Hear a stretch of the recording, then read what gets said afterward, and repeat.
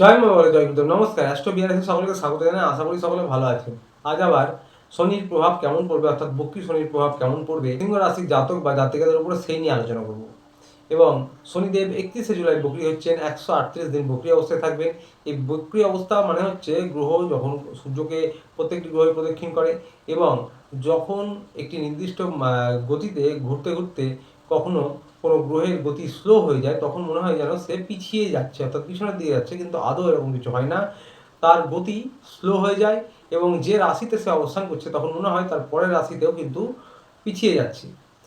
আসলে এই অবস্থাটাকেই বলা হয় বক্রী অবস্থা। এবং শনিদেব এই বক্রী অবস্থায় 138 দিন থাকবেন, 13 জুলাই বক্রী হচ্ছেন।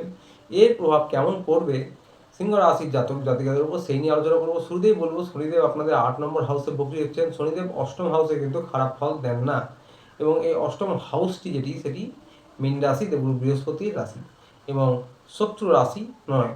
তো সুতরাং এই অষ্টম হাউসে বক্রী হচ্ছেন। যে কোনো গ্রহই যখন বক্রী হন তখন তার প্রভাব বৃদ্ধি করেন, ক্ষমতা বৃদ্ধি হয়। শনিদেব যেই ঘরে অবস্থান করেন সেই ঘরে কিন্তু বলাবল বৃদ্ধি করেন এবং যেই ঘরে দৃষ্টি দেন সেই ঘরে কিন্তু ক্ষতি করেন এমনটা নয়, তিনি ন্যায়াধীশ, ন্যায় বিচার করেন। অর্থাৎ যেই ঘরে দৃষ্টি দেয় সেই ঘর রিলেটেড যে কোনো কিছু রয়েছে, যা রয়েছে সেই ঘর রিলেটেড সেগুলোর ওপর কিন্তু মানুষকে কাজ করতে হয়। খারাপ কোনো অভ্যেস থাকলে বা খারাপ কোনো দিক থাকলে সেইগুলো কিন্তু নিজেদেরকে নিয়ন্ত্রণ করতে হয়, তা না হলে সেই রিলেটেড কিন্তু খারাপ ফল পাবেন, কারণ শনি ন্যায়ের দেবতা। তো শনিদেব অষ্টম হাউসে অবস্থান করছেন। অষ্টম হাউস মানে হঠাৎ। এক্ষেত্রে বলবো যে হঠাৎ কিন্তু আপনাদের অর্থপ্রাপ্তি, ধনপ্রাপ্তি হতে পারে, তবে খুব ধীরে ধীরে হবে। শনিদেব ধীরগতির প্ল্যানেট, এটা মাথায় রাখবেন।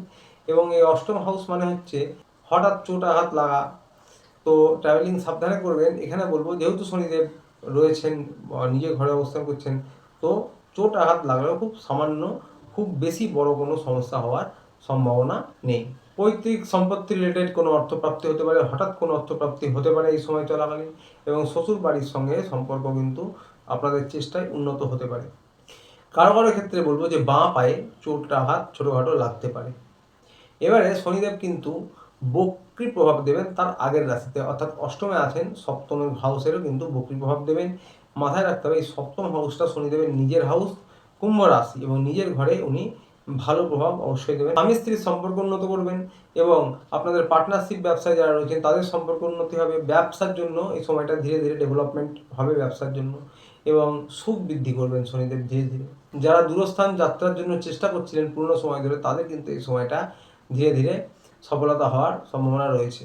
এবং আপনাদের কোমরের অংশ, ইউরিনারি ট্র্যাক্ট, কিডনি বা কোমরের নিচের অংশ, লোয়ার অ্যাবডোমেন, এইসব রিলেটেড কোনো সমস্যা যদি থেকে থাকে, ভোগাচ্ছিল, সেগুলো কিন্তু এই সময়, দীর্ঘ সময় চলাকালীন অনেকটাই কমে যাওয়ার সম্ভাবনা রয়েছে।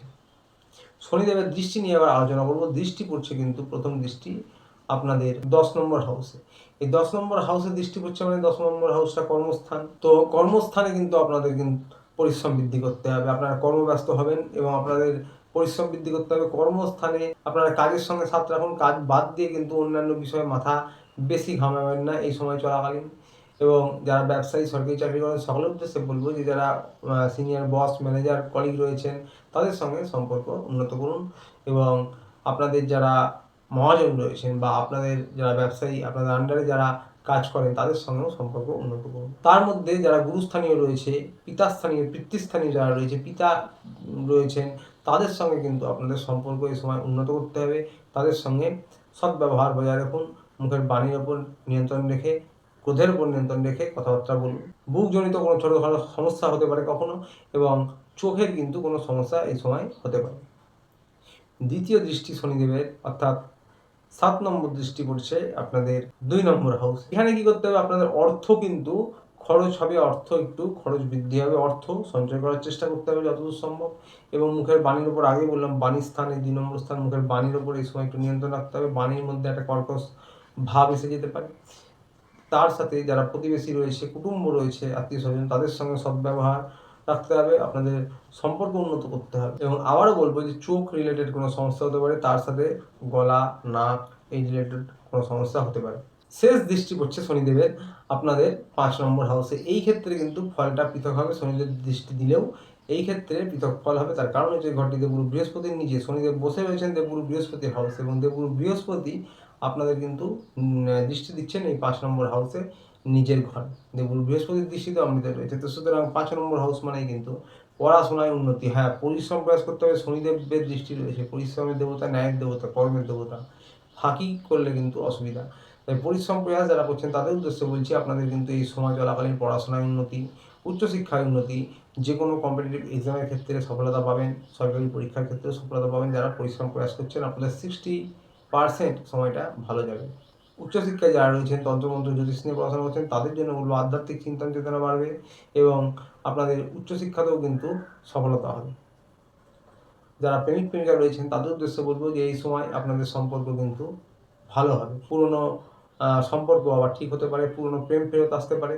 তবে হ্যাঁ, নিজেদেরও কিন্তু একটু পরিশ্রম প্রয়াস করতে হবে। একে অপরকে সাহায্য করুন, একে অপরকে হেল্প করুন যারা বর্তমানে সম্পর্কে রয়েছেন, এবং আপনাদের মাঝে মাঝে ঘোরাফেরা আনন্দ হলেও হতে পারে। পুরনো কথা নিয়ে কখনো কিন্তু মতান্তর বা ইগোর সমস্যা মাঝে মাঝে দেখা দিতে পারে। মোটের ওপর আপনাদের কিন্তু 60% সময়টা ভালো কাটছে। সন্তান প্রাপ্তির জন্য যারা চেষ্টা করছেন তাদের জন্য বলবো প্রচেষ্টা প্রয়াস চালান আপনারা নিজেদের মতন। 60% আপনাদেরও সফলতা পাওয়ার সময় বা সম্ভাবনা থাকছে। আপনাদের যারা সন্তান রয়েছে তাদের নিয়ে একটু মিশ্র ফলাফল থাকবে। কখনো কখনো সন্তানদের একটু রাগ জেদ বৃদ্ধি হতে পারে, অবাধ্য হতে পারে, এবং পেট রিলেটেড কোনো সমস্যা মাঝে মাঝে হতে পারে, বদহজম। তো আজ ছিল এই পর্যন্তই। শনিদেবের বক্রির প্রভাব কেমন পড়তে চলেছে সিংহ রাশির জাতক জাতিকাদের উপর সেই নিয়ে আলোচনা। প্রতিকার নিয়ে বলবো, যারা সিংহ রাশির জাতক জাতিকা রয়েছেন আপনাদের রাশিটি একটু অগ্নিকারক রাশি, আপনারা ওম নমঃ শিবায় প্রত্যহ জপ করতে পারেন, এবং সোমবার সপ্তাহে একদিন মন্দিরে গিয়ে শিব মন্দিরে গিয়ে পুজো দিতে পারেন। এটা শ্রাবণ মাস শুরু হচ্ছে বন্ধুরা, শুরু হয়ে গেছে আজ থেকে। তো অত্যন্ত ভালো ফলাফল পাবেন যদি প্রত্যেক সোমবার মন্দিরে গিয়ে পুজো দিতে পারেন, সোমবার নিরামিষ খেতে পারেন, এবং বাড়ির ছাদে উঠোনে পাখিদের কিছু খাওয়ার কারণ অত্যন্ত ভালো প্রতিকার। আজ ছিল পর্যন্ত। ভিডিওটি ভালো লাগলে চ্যানেলটিতে অবশ্যই লাইক সাবস্ক্রাইব করে পাশে থাকবেন। দেখা হচ্ছে আবার পরের ভিডিওতে। ভালো থাকবেন, সুস্থ থাকবেন। নমস্কার।